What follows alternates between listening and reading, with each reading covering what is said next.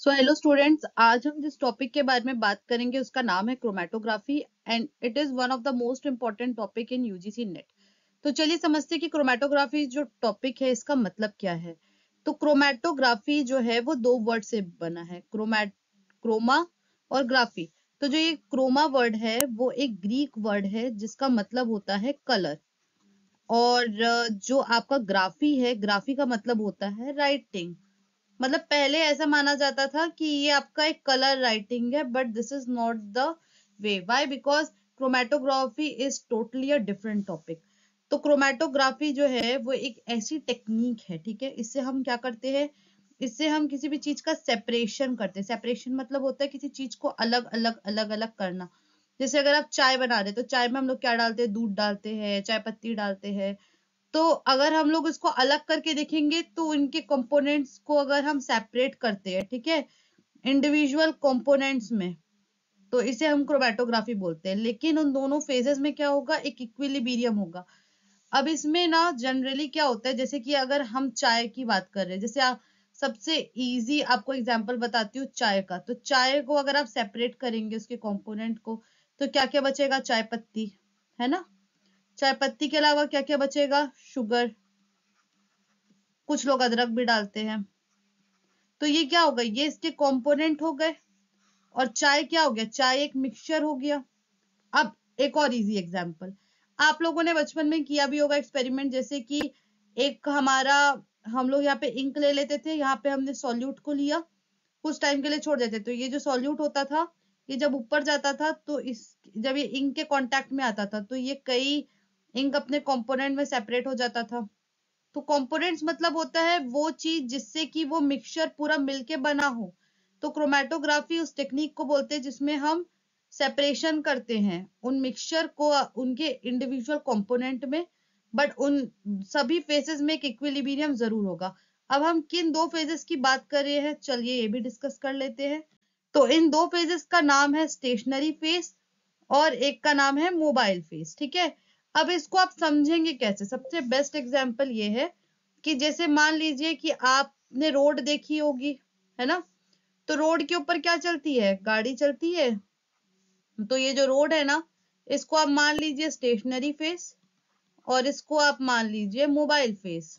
और mobile phase में कौन बैठा है, हम बैठे हैं।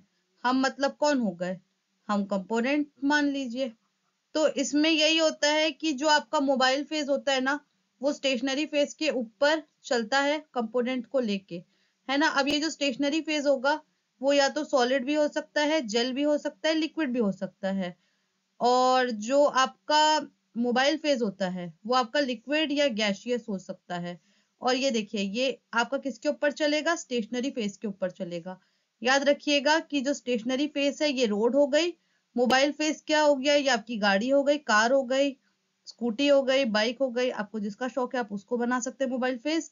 और कंपोनेंट कौन हो गए, हम हो गए, ठीक है।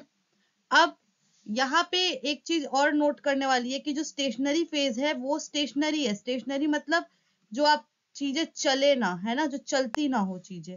तो ऑब्वियसली सी बात है, जो चीजें चलती नहीं होंगी उनके बीच में, जैसे देखिए यहाँ पे क्या लिखा है कि जो स्टेशनरी फेज है वो सॉलिड, जेल या लिक्विड हो सकता है। तो इनके एटम्स के बीच में ज्यादा स्पेस तो रहता नहीं है as compare to gaseous phase, है ना। इनके जो एटम है वो चिपके चिपके रहते हैं और इनको ज्यादा चलना तो है नहीं, जो नहीं चलती है उसी को तो हम बोलते हैं ना स्टेशनरी फेज। तो ऑब्वियसली सी बात है, सॉलिड और लिक्विड यही दोनों आपका स्टेशनरी फेज बन सकते हैं।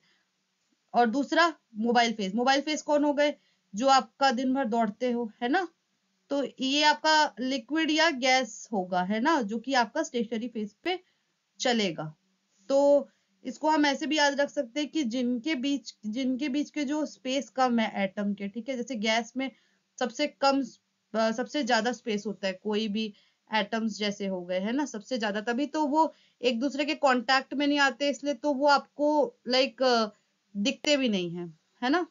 और अगर सॉलिड की बात करें तो सॉलिड ऐसे चिपके चिपके रहते हैं, है ना, जिसे हम ठोस भी बोलते हैं।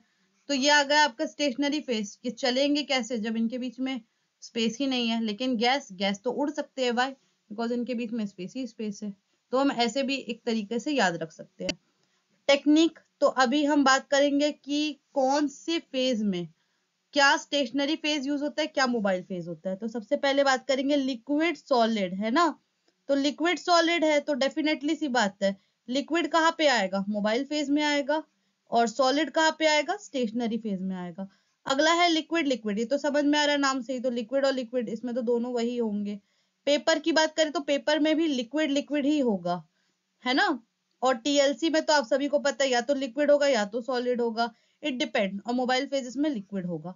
गैस लिक्विड में गैस और लिक्विड है तो गैस क्या होगा, मोबाइल फेज में होगा, और लिक्विड जो होगा वो स्टेशनरी फेज में होगा। गैस सॉलिड में सॉलिड स्टेशनरी फेज में होगा, और आपका जो गैस होगा वो मोबाइल फेज में होगा। आयन एक्सचेंज, इसको आप कैसे याद रखेंगे, इसको याद करने का सबसे बेस्ट तरीका है नमक। नमक क्यों, बिकॉज नमक का फॉर्मूला क्या होता है, NaCl।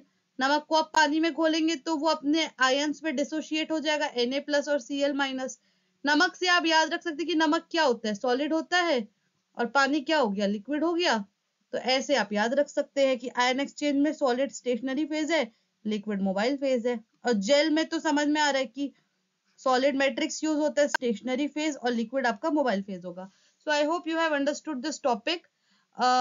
Thank you and best of luck. और ऐसी वीडियो के लिए मेरे चैनल को जरूर सब्सक्राइब रखें। See you in the next video.